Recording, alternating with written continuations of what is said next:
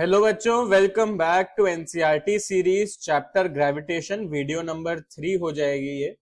तो बहुत ही इंपॉर्टेंट और इंटरेस्टिंग सवाल इसमें हम करने वाले हैं। A car falls off a ledge. Ledge मतलब खाई, यानी कि हो क्या रहा है, एक पहाड़ पे गाड़ी, फॉर एग्जांपल जो है ये पहाड़, हमारे ऐसे सड़क निकल रही थी पहाड़ों में, ठीक है ना। और यहाँ पे एक किसी इंसान ने अपनी गाड़ी पार्क कर दी। अब वो गाड़ी लुढ़क के जो है वो खाई के नीचे गिर गई और पूरा जो जमीन तक वो पहुंची, ये पूरा डिस्टेंस खाई का था। 0.5 सेकेंड्स में वो गाड़ी जो है वो नीचे पहुंच गई और टेढ़ी मेढ़ी हो गई, टूट गई। अब कह रहे हैं इसमें कैलकुलेशन के लिए जो एक्सेलरेशन ड्यू टू ग्रेविटी है वो आप 10 मीटर पर सेकेंड स्क्वायर मान लो, और बताओ what is its speed on striking the ground. यानी गाड़ी जब नीचे टकराई तो इसकी यहां स्पीड कितनी थी। What is its average speed during the 0.5 seconds. इस डिस्टेंस में जब ये नीचे तक गिरी तो इसकी एवरेज स्पीड कितनी है ये बताओ। और फाइनली बताओ कि ये जो खाई थी ये कितनी गहरी थी, यानी कितने डिस्टेंस तक या कितने हाइट से ये गाड़ी जो है वो गिरी है।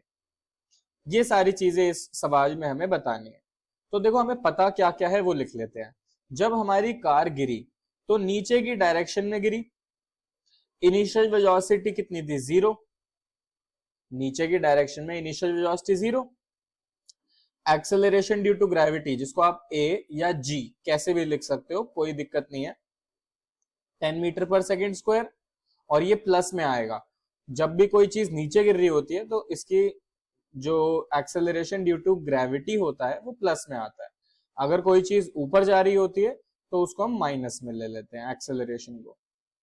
चलो, फाइनल वेलोसिटी हमें निकालनी है और टाइम हमें दे रखा है 0.5 सेकेंड्स।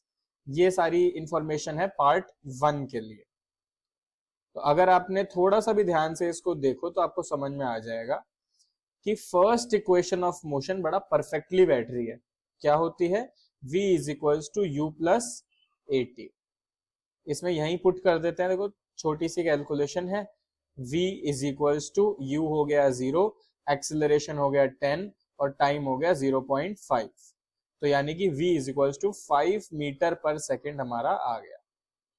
ऐसे क्वेश्चंस में ना आपको एक चीज जरूर ध्यान रखनी है कि यूनिट सारी एसआई हो। एसआई यूनिट्स का जरूर ध्यान रखना है। तो इस क्वेश्चन में तो सारी एसआई यूनिट्स हैं, तो आपको कोई दिक्कत नहीं आएगी। पहले पार्ट का आंसर आ गया। Speed of car on striking the ground is 5 metre पर सेकेंड। फिर कह रहे हैं what is its average speed during the 0.5 seconds. देखो, एवरेज स्पीड के हमने कुछ क्वेश्चंस किए थे मोशन में। अगर आपने अभी तक वो नहीं देखे हैं तो सर्च कर लो, एवरेज स्पीड न्यूमेरिकल्स साहिल सर इंफिनिटी स्टडी पॉइंट, तो आ जाएंगे, या आप इसी प्लेलिस्ट में भी देख सकते हो। एवरेज स्पीड का फॉर्मूला क्या होता है? एवरेज स्पीड का फॉर्मूला होता है total distance upon total time.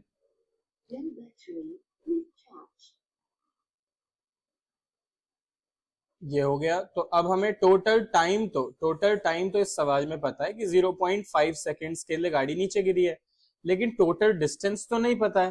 तो टोटल डिस्टेंस देखो कैसे निकालेंगे।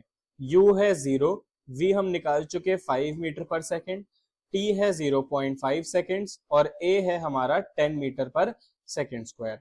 तो s हमारा टोटल डिस्टेंस हो जाएगा, यानी गाड़ी जो है वो कितना डिस्टेंस नीचे तक गिरी है वो s हो गया, है ना। तो आप कोई सी भी सेकंड या थर्ड में से कोई भी इक्वेशन लगा सकते हो। थर्ड थोड़ी इजी रहेगी। थर्ड इक्वेशन ऑफ मोशन लगा लेते हैं।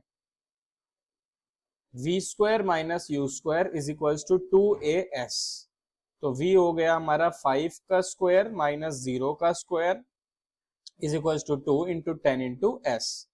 तो यहां से हमारा आ गया 25 इज इक्वल्स टू 20s।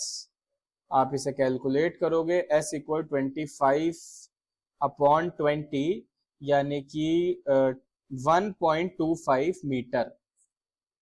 बहुत ही छोटी सी खाई थी, यानी हमारी जो हमारा टोटल डिस्टेंस ट्रेवल हुआ वो कितना हुआ? 1.25 मीटर ओनली। बहुत ही जरा सा डिस्टेंस था। ठीक है ना। तो यहां से हम अब पार्ट 2 एवरेज स्पीड निकाल लेते हैं। एवरेज स्पीड क्या हो गई, total distance upon total time. तो ये क्या आ गया हमारा 2.5 मीटर पर सेकेंड। एवरेज स्पीड भी आ गई हमारी, कैलकुलेशन कर लेना या आप इजीली कर लोगे, ठीक है ना। फिर इसके बाद हमारा थर्ड पार्ट है हाइट ऑफ द लेज।